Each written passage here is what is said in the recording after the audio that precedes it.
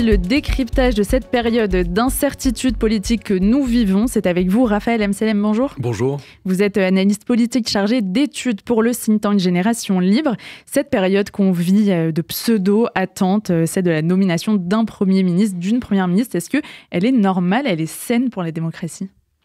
Elle est absolument normale et absolument saine parce que nous avons une configuration du Parlement qui ne permet pas l'hégémonie majoritaire et il faut bien dire que nos institutions n'ont pas été prévues pour cela et donc il va falloir que les Français s'habituent à quelque chose qui est commun à toutes les démocraties européennes, qui est même la norme et nous faisons partie de l'exception, à savoir que si une coalition doit gouverner, il va falloir rassembler les groupes politiques à l'Assemblée nationale, négocier avec eux un contrat de gouvernement et ça prendra un certain temps. En Allemagne, on parle parfois de plusieurs semaines et non seulement il va falloir que les Français s'habituent, mais aussi que le rythme médiatique prenne un petit peu de recul et arrête de demander toutes les 2 minutes qui sera le Premier ministre. Si une coalition doit se former, ça prendra le temps de trancher des lignes de fond et non plus les batailles de personnes qui sont quand même la règle courante au sein de la Ve République. On entend parler de cette coalition, de certains qui sont prêts à ouvrir la porte, d'autres pas du tout. Est-ce que, simplement, au vu des résultats, ça fait sens pour vous, un Premier ministre Nouveau Front Populaire, un gouvernement Nouveau Front Populaire sans personne d'autre ? Il n'y a aucun sens à ce qu'un groupe minoritaire de à peu près 180 députés gouverne le pays. C'est très simple. À la première motion de censure, ce gouvernement tombera. Donc il n'y a aucune légitimité à ce qu'un groupe aussi minoritaire gouverne le pays. Preuve en est que la situation dans laquelle on se situe résulte d'un contexte politique où le précédent Parlement était en minorité avec plus de députés. En revanche, je pense qu'il y a une question institutionnelle beaucoup plus profonde sur la capacité de nos institutions à pouvoir construire des coalitions et à pouvoir construire des compromis. Et je pense que c'est quelque chose qui est malheureusement plutôt voué à l'échec pour 2 raisons. La première, c'est que nous avons des institutions plébiscitaires, c'est-à-dire qui organisent le face-à-face permanent entre un homme et la foule, soit le président de la République, soit le Premier ministre, si la majorité parlementaire ne correspond pas à la couleur du président de la République. Donc, premier point, nous avons des institutions plébiscitaires qui, du coup, organisent les batailles permanentes de personnes, la nécessité pour les oppositions de devenir calife à la place du calife. Deuxième point très important, nous avons un mode de scrutin qui n'est pas fait pour les coalitions. Nous avons un mode de scrutin qui est fait pour construire des blocs hégémoniques qui sont là pour servir de faire valoir au pouvoir exécutif dans un rapport de servitude et de verticalité institutionnelle. Et donc, en ce sens-là, nous avons des coalitions comme le Front Populaire qui se sont formées avant les élections et qui, du coup, ne sont pas prêts à négocier après. Donc, il va falloir fondamentalement, non seulement, je crois, changer de culture politique, mais réussir à créer une majorité autour d'un projet qui est immédiatement accessible, la proportionnelle, qui permettra d'avoir des votes de conviction dès le premier tour. Et une fois que les électeurs ont tranché les arbitrages internes de cette coalition à venir, eh bien de former un gouvernement. Cette proportionnelle, ok, mais dans quel timing ? Parce que là, on se dit, si elle avait été déjà mise en place et c'était prévu lors de la mandature précédente, le projet n'est pas arrivé à son terme. Typiquement, le Front républicain, il n'aurait pas marché. On aurait peut-être une extrême droite encore plus forte. Comment ça s'accompagne, la proportionnelle, aussi en termes de pédagogie auprès des Français qui ne sont pas du tout habitués à ce système-là ? D'abord, je pense que le scrutin majoritaire ne nous protège pas du tout de l'extrême droite. Pour 2 raisons, c'est que d'abord, il y a aujourd'hui une hégémonie culturelle à la faveur de Marine Le Pen, où il est de bon ton de taper sur l'immigré, de dire que nous avons le gouvernement des juges, alors que nous avons probablement un des conseils constitutionnels les moins solides et les moins imposants de tous les pays européens, de réduire les libertés publiques. Donc bref, il y a d'abord un climat d'hégémonie culturelle qui fait que tôt ou tard, si ça n'est pas aujourd'hui que l'extrême droite arrivera au pouvoir avec une large majorité, ça sera en 2027. Ça, c'est le premier point. Le deuxième point, c'est que je crois que précisément le résultat que nous avons obtenu dimanche dernier va accroître ce phénomène à la faveur de l'extrême droite, précisément parce que nous n'avons tranché aucune ligne de fond. Le deuxième tour s'est constitué sur le barrage républicain contre Marine Le Pen. Et pourquoi pas? Je suis le premier à dire que c'est un parti, on l'a bien vu, avec des antisémites, des complotistes, la rhétorique des binationaux qui explique qu'il y a des Français qui le sont moins d'autres, l'ingérence de la Russie qui pourrait s'infiltrer dans nos institutions. Donc, sans doute que cela était nécessaire. Mais enfin, nous n'avons tranché aucune ligne de fond et ça participe à la confusion à laquelle nous assistons, où le Front populaire a été soutenu par les centristes et les centristes a été soutenu par le Front populaire. Ça, c'est le deuxième point. Le troisième point, c'est que précisément, ce qui a nourri la montée de l'extrême droite, c'est aussi des institutions populistes qui, encore une fois, organisent le face-à-face permanent entre un homme et la foule, qui donc agitent les passions, les peurs, les craintes, la verticalité institutionnelle, et tout cela banalise, in fine, l'extrême droite. Et enfin, sur la question précise, la proportionnelle, si on regarde aujourd'hui l'équilibre des groupes politiques, il est possible aujourd'hui de construire une majorité entre une gauche, je dirais, raisonnable, solide sur la question de l'antisémitisme, ouverte sur l'économie de marché, avec une droite républicaine. Et au fond, c'est la proposition tout à fait raisonnable qu'a fait Édouard Philippe, à mon sens. Chacun exprime un peu de chaque côté de l'échiquier politique ses volontés depuis dimanche soir, sans cesse. On entend que les Français aussi voudraient tel ou tel programme.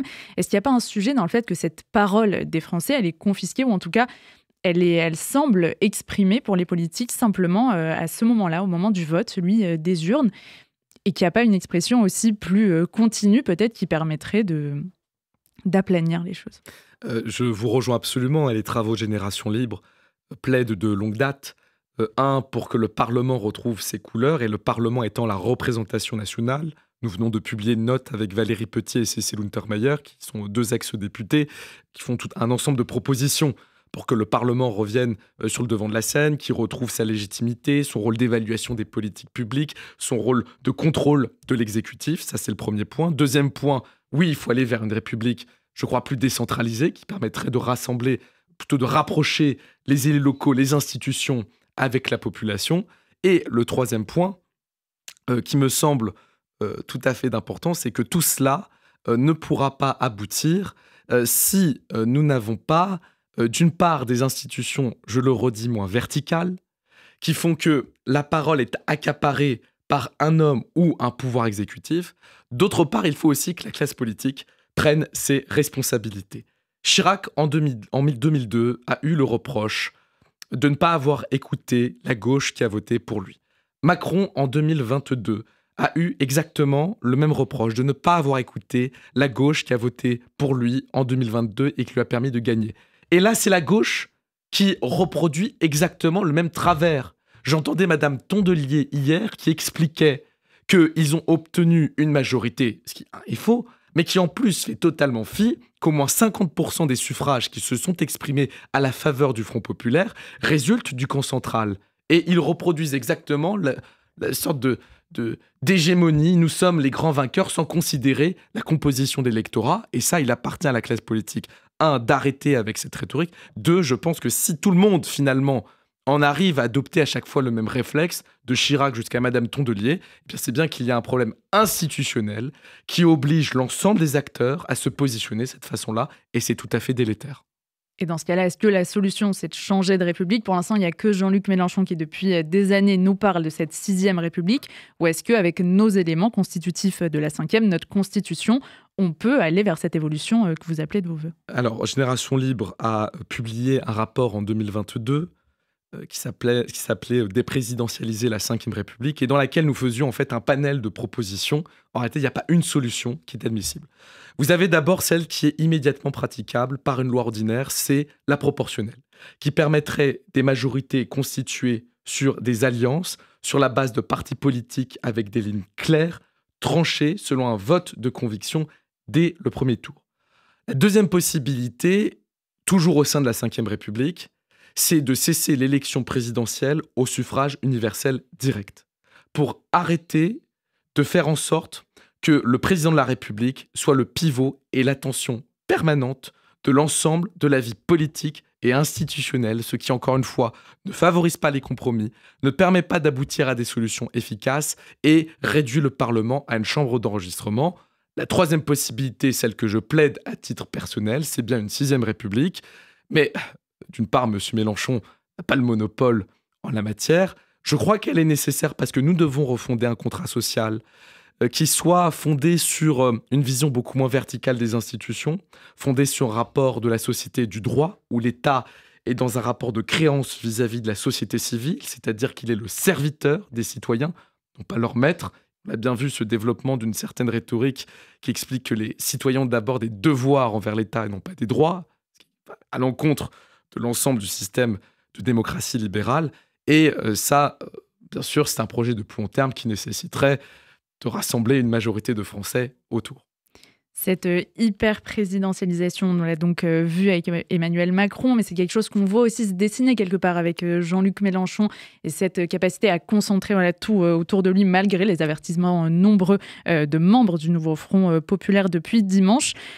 Le fait qu'il n'ait pas été écarté de par ses propos, notamment à connotation antisémite, qu'il ait dit encore que son programme contient, je cite, un couplet sur l'antisémitisme. Est-ce qu'il y a aussi un besoin là, dans les jours à venir, d'une clarification à gauche sur la lutte contre l'antisémitisme ou quelque part, c'est trop tard? Je pense qu'il y a plusieurs points qui sont importants.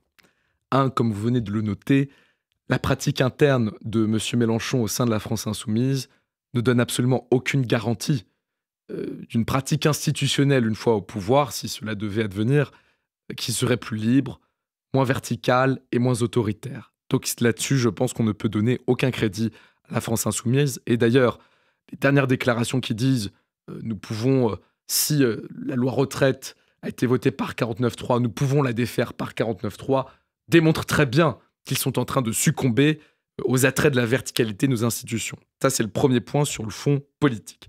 Sur le sujet de l'antisémitisme, je pense qu'il n'y a rien à attendre du Front populaire.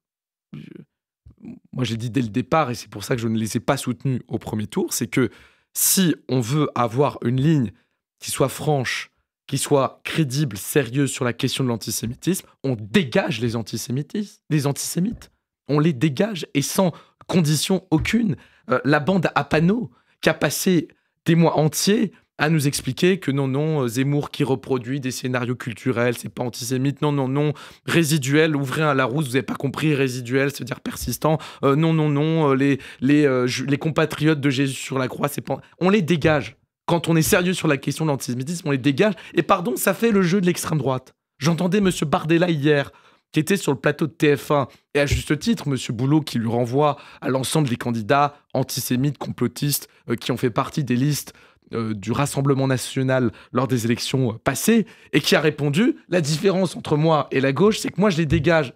Qu'est-ce que vous voulez que je vous dise? Quand on ne prend pas ses responsabilités, on s'expose à se faire instrumentaliser. C'est malheureusement le triste drame de l'antisémitisme que nous vivons depuis plusieurs mois. C'est que l'antisémite, c'est toujours l'autre. Personne ne prend le sujet au sérieux et il n'y a pas de solution crédible qui soit apportée. » Malgré le fait que le nouveau Front populaire fanfaronne quelque part sur ses résultats, la réalité, c'est que la majeure partie des Français ont donné leur vote à la droite et à l'extrême droite. Beaucoup de politiques, là, de gauche comme de droite, depuis dimanche soir, expriment la nécessité de ne pas laisser ces électeurs de côté, de répondre à leurs préoccupations. Cette question de répondre à l'angoisse des gens, est-ce que concrètement, c'est faisable pour lutter efficacement contre l'extrême droite? Je pense qu'il y a une opportunité, comme il y en a rarement eu, de partir à l'assaut contre l'hyperprésidentialisme et la verticalité de nos institutions. Il appartiendra à l'ensemble des responsables politiques qui sont prêts à apporter des solutions sérieuses et crédibles, à former un gouvernement de coalition. Et je pense que c'est une solution qui est susceptible d'apporter des solutions face à l'extrême droite, pour la simple et bonne raison, même si ce n'est pas exclusif, je le disais, il y a tout un climat intellectuel, culturel, qui voit la domination des idées des plus précaires de l'extrême droite, qui vont une certaine vision rabougrie de la laïcité, en passant par la détérioration des libertés publiques, les attaques contre l'état de droit, etc. etc. Mais si nous arrivons à former une coalition dans le schéma institutionnel actuel, ce sera une coalition non pas fondée sur des appareils de boutique, non pas fondée sur est-ce qu'on met Machin ou Tartampion en Premier ministre, mais sur des programmes d'idées, des programmes de conviction, débattus de façon franche, entre des lignes claires et distinctes. Si nous ne le faisons pas de toute façon, on peut être garanti qu'en 2027, le Rassemblement national qui a doublé son score depuis les dernières législatives continuera d'augmenter son score en 2027. Dernière question, Raphaël Msalem, vous le faites, mais est-ce que vous avez le sentiment que dans cette période de surréaction médiatique, de précipitation constante, il y a encore une place importante dans les médias, notamment, et je le fais à un micro, mais de vous dire, pour penser le politique aujourd'hui, est-ce que vous avez l'impression qu'il y a un espace suffisant ? C'est une question tout à fait complexe parce que le temps des réseaux sociaux, je ne la palissade de le dire, mais va aux réflexions courtes et aux punchlines. Je rajoute à cela qu'il y a bien un climat intellectuel qui va à la défaveur de certaines idées plus mesurées. D'une part, par la brutalisation de la vie politique française, causée pour le coup par une gauche radicale qui a conceptualisé cette situation-là. Et d'autre part, je le dis un peu franchement, je le dis d'autant plus aisément que je vais moi-même dans ces médias-là. Il y a aujourd'hui, on a parlé avant d'hégémonie culturelle de gauche, je le dis, il y a aujourd'hui une hégémonie culturelle de droite. Encore une fois, il est de bon ton de taper sur l'immigré, de dire que tous les jeunes de quartier, de banlieue sont tous des islamistes en puissance, prêts à voter en communautariste pour la France insoumise, islamo-gauchiste, et de bon ton de dire que les libertés publiques, c'est pour les bobos qui ne comprennent rien à la sécurité, au maintien de l'ordre. Il est de bon ton de dire que aujourd'hui, penser des solutions raisonnables, consensuelles, de construire du compromis, c'est pour des gens bourgeois. Donc non, il y a un climat intellectuel qui n'est pas propice aux gens, je dirais, qui sont prêts à débattre de bonne foi, mais il faut bien comprendre que le débat public, ce sont des vagues. Il y a des montées et des descentes. Nous sommes aujourd'hui à la fin d'un cycle des idées qui fragilise la démocratie libérale. Et je le dis de façon franche, c'est le jeu. Il va falloir l'accepter et surtout l'assumer. Je pense qu'il va falloir assumer pour les gens qui font partie d'un camp central au sens large du terme, qu'ils ont perdu. Si ce n'est pas aujourd'hui, ce sera demain, parce que, pardon, mais le Rassemblement national est le premier parti de France, quels que soient les tambouilles politiques qui ont permis à ce que ça ne soit pas le cas dans l'Assemblée nationale. Et donc, partant de ce principe-là, partant de ce constat, la question, c'est comment est-ce qu'on arrive à recréer une dynamique de domination culturelle. Et ça, j'essaye d'y contribuer pour ma part, mais bien sûr, il va falloir que tous les intellectuels, associatifs, politiques, se rassemblent pour recréer une dynamique. Merci beaucoup, Raphaël Msalem. Vous êtes analyste politique, on le rappelle, et chargé d'études pour le think tank Génération Libre, d'avoir été notre invité ce midi sur RCJ.